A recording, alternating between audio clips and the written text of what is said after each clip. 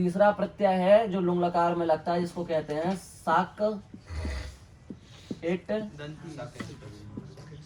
सिच। ये बड़ा प्रत्यय है, पर नाम बड़े दर्शन छोटे। बहुत सरल है, शब्दार्थ बहुत सरल है। एक सूत्र है इसका, बस पूरे सकेट सिच का केवल एक सूत्र है। अरे बस इसका प्रत्यादेश थोड़ा मेहनत है, प्रत्यादेश बनाने में।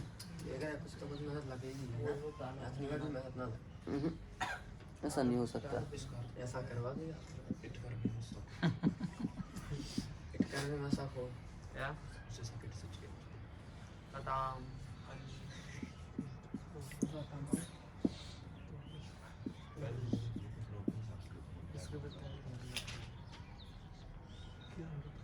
देखो प्रभु आइए, शांति पकड़िए, उसी से होगा जिससे लोग के प्रत्यय लगाए हैं। देखो इसमें भी एक आपको अच्छी बात बताएं, जी बताइए। सिच के बाद जब अन आता है तो वो हमेशा ऊ बन जाता है। तो उसमें भी है। सिच के बाद अन आएगा तो वो क्या बन जाएगा? ऊ बन जाएगा।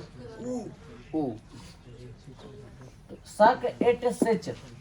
देखो अब बात ध्यान से सुनना, नहीं तो समझ में नहीं आएगा। ये प्रत्यय हमारा ता प्रत्यय है, तो हमें इसको क्या करना है? सक इट सिच, तीन कार्य करना है। तो हमने इधर लिख लिया ता, और उससे हम लाए अपनी चिली। चिली ले आए, चिली लाए, ले आए। अब इस चिली को हटा करके हमने, क्योंकि चिली तो सामान्य प्रत्यय है ना, ये सब जगह आएगा, पूरे लोग में चिली आएगा। हमने भी ये सचलोक लगाया ना, ये भी चिली के स्थान पर लगाया। जो कल सा लगाया वो भी चिली के स्थान पर लगाया। हम सच लगाएंगे तो ये भी किसके स्थान पर लगाएंगे? चिली के। तो चिली हटाया, और चिली हटा करके लाइन से हमने सक इट सिच बैठा दिया ता के सामने। ये तीनों प्रत्यय से बैठा दिए लगातार, सक इट सिच बैठा दिए। नहीं आए समझ में? इतना तो आ गया ना। सक इट सिच लगा देना है। ये प्रत्यय है सक इट सिच, तीन प्रत्यय है। पहला कौन? सक, दूसरा इट, तीसरा सिच। ये तीनों प्रत्यय हमने एक साथ लगा दिए।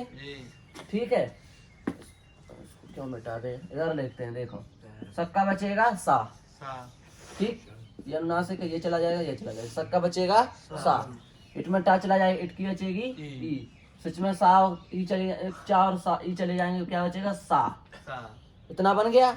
सक का क्या बचा? सा। इट का क्या बचा? ई। सिच का क्या बचा? सा। और सामने क्या है? ता। स्थिति आ गई ना ये प्रत्यय की, ये स्थिति बनेगी ना। अब यहाँ पर एक सूत्र है, अप्रयुक्त प्रत्ययों को सिच के बाद यदि अप्रयुक्त प्रत्यय आते हो तो उनको ईट हो जाता है। क्या हो जाता है? ईट। तो देखो अप्रयुक्त प्रत्यय, अप्रयुक्त किसे कहते हैं? हरीश बताओ। हाँ, अकेले अक्षर को अप्रयुक्त कहते हैं। अकेला वर्ण जो हो, केवल एक अक्षर हो, उसको क्या कहते हैं? अप्रयुक्त। तो पूरे इन 9 प्रत्ययों में कितने प्रत्यय जो बिल्कुल अकेले हैं? इधर देखो, इन पूरे प्रत्ययों में कितने प्रत्यय हैं जो बिल्कुल अकेले हैं? एक तो ता है, इसने कोई स्वर ना कोई व्यंजन इसके आगे पीछे। एक सा है ना, इसके कोई आगे पीछे स्वर ना, बाकी कोई है अप्रयुक्त? बाकी किसी में स्वर है, किसी में व्यंजन है। इन दोनों में कुछ है? नहीं है। तो ता में और सा में, इन दोनों में क्या हो जाएगा? ईट हो जाएगा। ता में भी और सा में भी। कहाँ होगा? सिच के बाद में। कहाँ होगा? सिच के बाद। या फिर कह लो तुम अप्रयुक्त से पहले, या तो सिच के बाद में, सिच ये रहा इसके बाद में, या कह दो अप्रयुक्त से पहले, तो ये अप्रयुक्त रहा उससे पहले, कुछ भी कह लो। तो यहाँ कर दो ईट, ईट की बचेगी ई बचेगी। अब देखो, अब एक सूत्र है ईट कौन से सूत्र से होगी?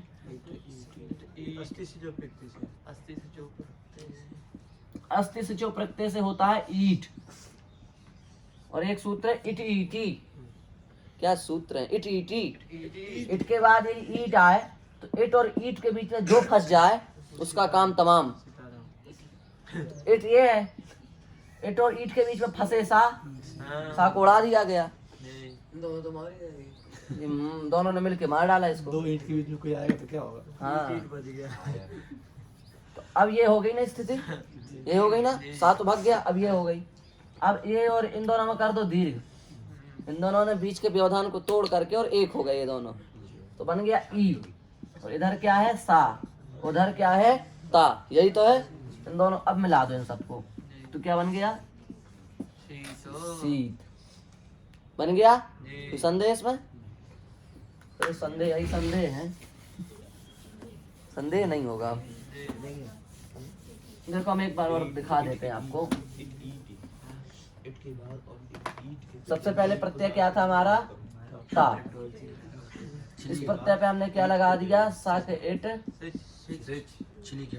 सिच ता, सा ई सा ता, सा ई ता, सा ई ता।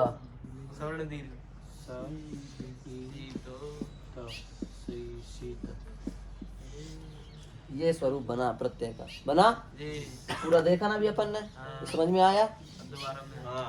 आ गया, बन गया ना ये। ऐसे ही सा के इट सिच और सा, सा ई सा सा, सा ई सा ई सा, सा ई सा, स ई सीस सी। दूसरा प्रत्यय ये बना। इसके नीचे वाला ता और सा दो जगह होगा ना ईट, तो ता में क्या बन गया? शीत, और सा में क्या बन गया? सी। आ गया ना समझ में? सेम प्रक्रिया, यहाँ इट हुआ, वहाँ इट हुआ, यहाँ सिच हुआ, वहाँ सिच, वहाँ हो गया, यहाँ ईट हुआ, वहाँ ईट हो गया, यहाँ बीच का लोप हो गया, वहाँ बीच वाले का लोप हो गया, यहाँ दीर्घ हो गया, वहाँ दीर्घ हो गया। अंतर इतना है, वहाँ ता था तो ता को कुछ नहीं हुआ, वहाँ सा था तो सा को विसर्ग हो गया, बस। शीत और सी बन गए दोनों सेम बिल्कुल। तो ये दो प्रत्यय तो एक जैसे बनेंगे, क्योंकि दोनों अप्रयुक्त हैं। अप्रयुक्त थे ना, दोनों एक जैसे बनेंगे। बन गए। अब देखो बाकी प्रत्यय दिखाते हैं आपको बना के हम। सक इट सिच ताम, यह प्रत्यय नहीं है ना, इसको बनाने की पद्धति अलग है। क्या पद्धति है? स ई स ताम, ये बना, ये तो पहले भी बन गया था। अब स को ई में जोड़ दो तो बना सी, ई के बाद आने वाले सा को करो मूर्धन्य आदेश तो बना सिश, इष्टनाष्टु से ता को कर दो टा, तो टा, और माँ को यहाँ रख दो सिष्टाम। समझ में आ गया? इसमें कोई कठिनाई नहीं है, संधि हो गई। तो क्या बन गया? सिष्टाम। अब फिर लाओ सक इट सिच और अन, सक का सा, इट का ई, सिच का सा और अन का अन। तो सिच के बाद अन आता है तो उसको हटा के क्या हो जाता है? ऊ हो जाता है, बताया था अभी। तो अन हटाओ, अन के स्थान पर क्या कर दो? ऊ, और मिला दो इसको, सी सु। बन गया ना? ये तो बनेगा सी सु, ठीक, सिष्टाम शिशु। और अब मिटा दें, एक बार आपको दिखा रहे हैं पूरे प्रत्यय लिख करके। सक इट सिच तम, स ई स तम, सिस्टम। सिस्टम बन गया। और सक इट सिच ता, स ई स त, शिष्ट, सिस्टम शिष्ट। और सक इट सच अम, सिच अम, सा ई सा अम, सा में ई मिला दो तो बन जाएगा सी, उधर सा, उसको आ में जोड़ दो बन जाएगा सिसम। बनेगा। सब ऐसे ही बन रहा है, केवल जोड़ जोड़ के। सकिट सिच कर दो, जोड़ दो। अब देखना, सक इट सिच और वा, सा ई सा वा मिला दो सिस्वा। ऐसे ही सा ई सा और मा मिला दो सिस्मा। बन गए ना? नहीं आए समझ में ये प्रत्यय? इसमें कुछ नहीं, सकिट सिच किया, सब में एक संज्ञा की और जोड़ दिया। सकिट सिच किया, एक संज्ञा की और जोड़ दिया, यही तो हो रहा है। कठिन वो दो थे शुरू वाले, शीत और सिस्टाम वाले, तो वो हमने समझा दिया अप्रयुक्त वाले अच्छे से आपको। ये कठिन थोड़ी ना है, इसमें तो सकेट से किया संज्ञा की जोड़ दिया। एक बार और ता, ध्यान देते चलो। अब मैं क्या बनेगा? किसमें? अब मैं शीशम। शीशम। अच्छा शीशम। इसको हम जो है ना शीशम। काम में क्या होगा? सीट है। बनाइए, इसमें कोई संदेह तो नहीं है। अच्छा शीशम।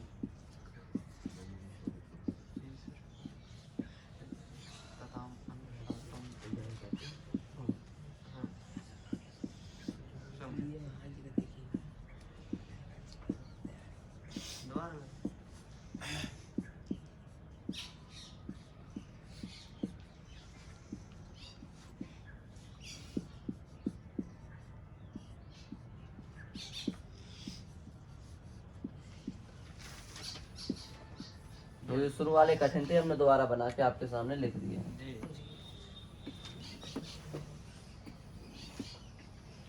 जी ये तो समझ गए हम। जी इसमें संदेह है अभी किसी को? नहीं है। हो तो बोलो। देखो हमने बिल्कुल सामने सामने लिखे, जैसे आपको ये समझ में आता जाए।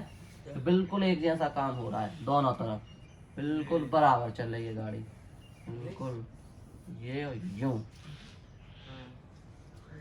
बस ठीक। और बाकी जोड़ के बनने ही है, बाकी जोड़ जोड़ के बनाते जाना है। ठीक है, ठीक समझ गए? तो प्रत्यय बना लोगे। अब ये बहुत कठिन प्रत्यय है, ये सोच लो कि आपको सकेट से आ गए तो समझ लो बहुत आ गया। ये सबसे कठिन पढ़ते हैं बनाने में। हाँ जी, साई साई स ई स, ऊपर स ई स, स ई स ई स। देखो वहाँ तो लिखा ही है, इधर देख लिया करो, उधर ना तो इधर देख लिया करो, केवल ताकि जगह सा लिख दिया करो, बाकी है तो एक जैसा दोनों तरफ।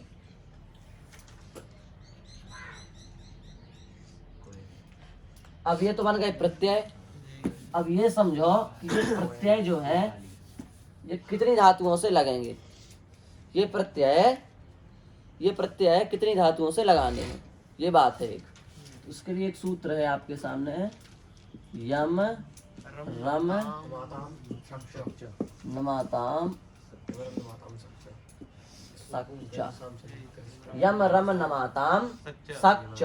यम रम नमाताम सक्ष। एक तो लगेगा ये यम धातु से, और एक लगेगा ये रम धातु से, और एक लगेगा ये नम धातु से। तीन धातु हो गई। इधर देखो, वहाँ क्या देख रहे हो? यम रम और नम, तीन धातु ये हैं। और आकारांत धातुओं से कौन से प्रत्यय लगेंगे? सक इट सिच के प्रत्यय लगेंगे। ठीक है, यम रम नम और आकारांत धातुओं से कौन से प्रत्यय लगेंगे? सक इट सिच के प्रत्यय लगेंगे। तो देखो अब आपको हम एक बात बताएं, ध्यान देकर सुनो, शोध वाली बात बताते हैं आपको। अभी हमने क्या पढ़ा इससे पहले? सचलोक पढ़ा। सचलोक में हमने क्या पढ़ा? गा, था, घू संज्ञक 6 धातु है, और पा, कितनी धातु में पढ़े? उन धातुओं से हमने क्या लगा दिया? सिचलोक लगाया। और घ्रा धेट सा छा और सा, इनसे क्या लगाया? विकल्प से। एक बार सचलोक लगाया, एक बार क्या कहा था हमने? इनसे क्या लगेंगे? सकट सिच लगेंगे कहा था वहीं पर हमने उसी समय। तो इसका मतलब क्या है? इसका मतलब ये है कि जो अपनी वो धातुएं है ना, गात स्था घुपा भू वाली, उनमें से किसी भी धातु से सकेट सिच नहीं लगेगा। और वो जो ग्राधेट सा छा सा वाली, उनसे एक बार सकेट सिच लग जाएगा। समझ में आया? इनके अतिरिक्त सकेट सिच वाली धातुओं को छोड़ करके जितनी भी आकारांत धातुएं बची हैं, उन आकारांत धातुओं से कौन से प्रत्यय लगेंगे? सकेट सिच के प्रत्यय लगेंगे। देखो हमको बड़ी समस्या हो जाती है ना, बोर्ड बहुत छोटा है हमारे हिसाब से। बोर्ड होना चाहिए इतना कम से कम, कुर्सी पे चढ़ के लिखते रहेंगे तो फिर पूरा लिख सकते हैं। ऐसे बनता नहीं, बार बार मिटा देखो, क्योंकि मिटाना पड़ता है ना, फिर दोबारा प्रत्यय लिखो समझाने के लिए। तो एक बार लिखते गए वहां से पूरा लिख दिया यहाँ तक, समझ आ जाए जोड़ते उसमें पूरा हो जाए। हाँ, एक में ही पूरा। अब इधर देखो, हम देखो बता देते हैं आपको। आ, लुंग लकार में आ कैसे बनाना है? लुंग लकार में आ से कौन कौन से प्रत्यय लग सकते हैं? तो आ के आप विभाग कर दो। सबसे पहले वाले विभाग में रख दो आप गा, था, घू वाली 6 धातु है और पा, वही जो 4 धा 2 धा लिखाई थी अभी, ध्यान रखा करो थोड़ा। तो इनसे लगेगा क्या प्रत्यय? इनसे लगेंगे सिच लोग। ठीक है, लग गए? सशंका तो नहीं? घ्रा, धेट, सा, छा, सा, तो दूसरा वर्ग है। इनसे एक बार लगेंगे सिचलोक और एक बार लगेंगे सक इट सिच। इसमें कोई शंका तो नहीं है? भूसंग के जो 6 धातु है उनमें 5 से लगेंगे, घेट तो यहाँ पर आ गई इस तरफ। हाँ तो ठीक है। अब तीसरे नंबर पे चलो। तीसरे नंबर पर इसमें आएंगी क्या आएंगे बताओ? यम यहाँ आएंगी यम रम नम तो हलंत है, ये क्यों आएंगी? शेष आएंगी गधे कहीं। क्या और वाह, इन 2 धातुओं से लगेगा अंग।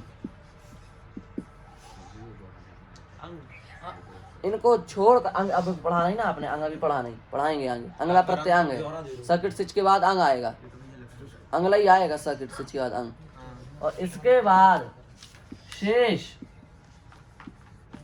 आकारांत जो भी है सबसे लगेगा क्या लगेगा? क्या लगेगा? सकेट। क्या भगवान क्या लगने वाला है? ये है पूरे आ का ब्यौरा। पूरे लुंग में आ का बता हो गया। पूरे लुंग में आ के साथ आ जितने भी आकारांत धातु हैं सबसे इतने इतने प्रत्यय लगेंगे बस। इसमें से हमने ये नहीं पढ़ा, बाकी ये 3 पढ़ लिए। सिचलोक भी पढ़ लिया, सकिट सिच भी पढ़ लिया, सकिट से पढ़ाइए। ठीक है, तो ये तो पढ़ लिया हमने सिचलोक के प्रत्यय। इन 5 धातुओं से सिचलोक लगेंगे तो वो भी हमने उसी समय सीख लिया। अब इन 5 से हमें क्या लगाना है? सकिट सिच। और क्या हुआ? इनसे सकिट सिच तो लगता नहीं है, इनसे क्या लगता है? अंग। ठीक है, हाँ। अब है शेष आकारांत। तो कहने का मतलब क्या? सकिट सिच किन धातुओं से लगेगा बताओ? शेष आकारांत धातुओं से सकिट सिच लगेगा और ग्रा, धेट, सा, छा, सा इन धातुओं से सकिट सिच लगेगा। यही बात आई ना सामने? तो जैसे हम इसी से लगा लो सकिट सिच, घ्रा धातु से ही लगा लो। तो घ्रा से हमने लगाया सकिट सिच, तो प्रत्यय क्या बना था हमारा? पहला नंबर शीत, ये बना ना शीत। तो हमने लगाया घ्रा से शीत और आ लगा दिया शुरू में, ये भूलना नहीं कभी, से तो लगा भूलना नहीं कभी। अब जोड़ दो, अग्रा सी बन गया, अग्रा सिष्टाम, अग्रा शिशु, अग्रा सिही। प्रत्यय लिखे नहीं क्या तुम लोगों के पास? प्रत्यय नहीं लिख पाए? अच्छे विचित्र हो तुम लोग भी, 100 बार लिखा एक चीज को सब लिखते हैं, प्रत्यय नहीं लिख पाए। क्या बनेगा? शीत, सिस्टम, शिशु,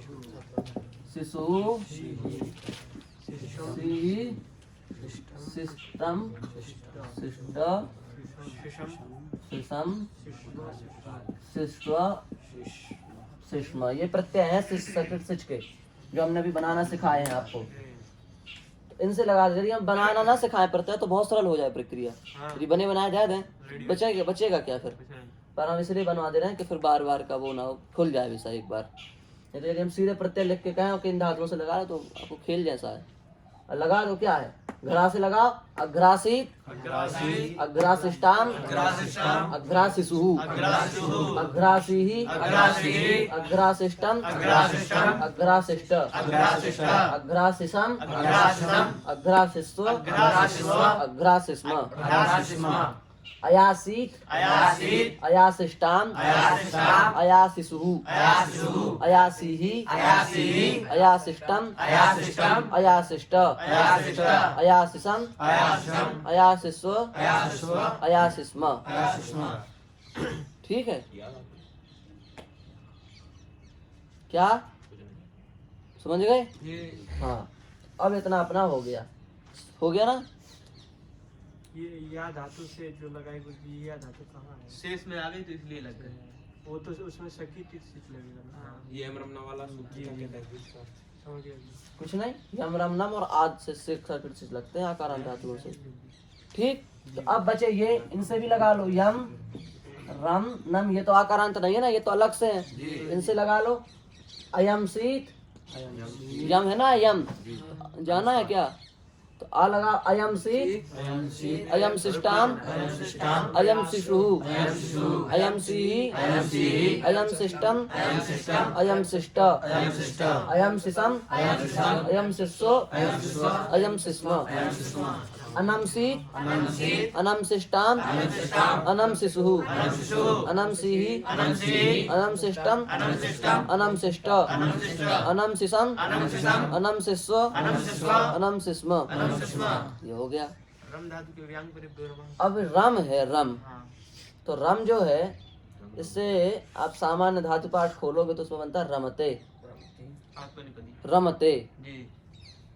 रमते, रमु क्रीड़ायाम रमते। आत्मनेपद की धातु कहने का मतलब ये रमते ते आ गया ना, तो ते माने आत्मनेपद की है। पर जब ये रम धातु, अब देखो सकिट से तो परस्मय पद ही लगते हैं, आत्मनेपद नहीं लगते। अभी अभी बताया ना हमने, सकिट से केवल परस्मय पद में ही बनता, आत्मनेपद में नहीं बनता। और ऊपर वाला जो पढ़ा था सिचलुक, वो भी केवल परस्मय पद में बनता, आत्मनेपद में नहीं बनता। तो अब रम कैसी आत्मनेपदी, और बनाना क्या हमको परस्मय पद में, तो क्या करें, तो पाणिनि जी ने कहा कि रम धातु को परस्मय पद में आप परिवर्तन कर दो, परिवर्तित कर दो। तो कैसे करें, तो बोले एक हम मशीन लगाते हैं उसमें वी, ये मशीन जब रम के पहले लग जाएगी तो ये रम धातु क्या मान ली जाएगी, परस्मय पदी मान ली जाएगी। पर क्या लगाना पड़ेगा इसके सामने, वी। आवी कहता है। तो वी आर रमसीत, रमसीत यही तो होगा। रम धातु है, शीत प्रत्यय है, तो मिला दो क्या बन जाएगा, रमसीत। अट तो हो गई, हमने बताया था अभी अभी पहले ही सब धातुओं से, तो आ लगा दिया, और उससे पहले क्या लगेगा, वी। तो वी और आ में कोई और चीज से कर दो यण, तो क्या बन जाएगा, व्या, और उसमें जोड़ दो रमसीत, तो क्या बन जाएगा, व्यरमसीत। अब रूप चलाओ, व्यरमसीत, व्यरम शिष्टाम, व्यरम शिशु, व्यरम सिहि, व्यरम शिष्टम, व्यरम शिष्टो, व्यरम शिशम, व्यरम शिष्यो, व्यरम शिष्म। ये हो गई अपने सक इट सिच से बनने वाले जितनी भी धातुएं हैं उसकी प्रक्रिया पूरी हो गई। ठीक, अब अगला प्रत्यय आएगा अंग।